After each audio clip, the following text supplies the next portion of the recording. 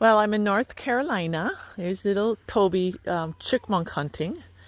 And I've got a couple praise reports. First of all, Toby's foot is completely healed. The natural remedies did wonders.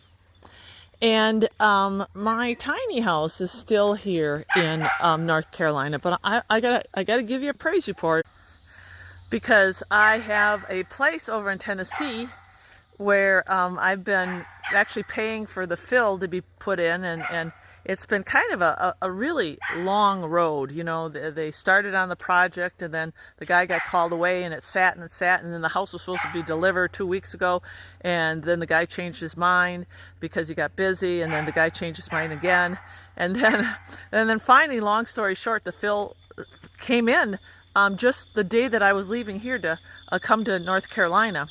And he got 8 loads in, so the house is supposed to be delivered today in fact, and I was so happy. But I'm like, you know, I had this impression that, I don't know, it just wasn't going to happen today. And sure enough, the tiny house mover said there's restrictions on the road during the holidays and I can't do it to the 7th. But you know what? I was calm. And you know why I'm calm? Because every time you go through the storm, you got to just keep your eyes on Jesus. I'm telling you, the only way that I survive through any of this, you know, the circumstances that I've consistently been thrown in, it's always by just trusting the Lord. And sometimes it's not, you know, my faith doesn't waver. I waver sometimes. But it's been really quite the haul. So I was calm, and then I completely forgot about the guy who was doing the work on the lot.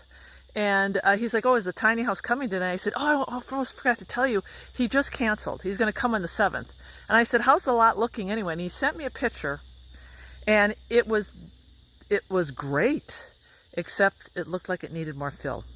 So I wrote him back, and then he just calls. And he says, I don't like talk. He says, let's just talk.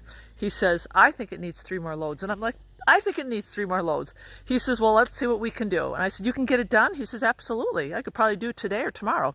So he texts me back within 10 minutes, and he says, I can't believe this.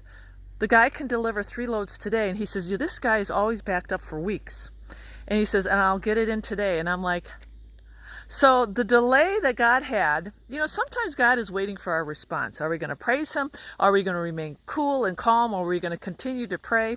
And that's what I did. And the blessing was the house is coming on the 7th, and my whole lot is going to be completely filled in and ready.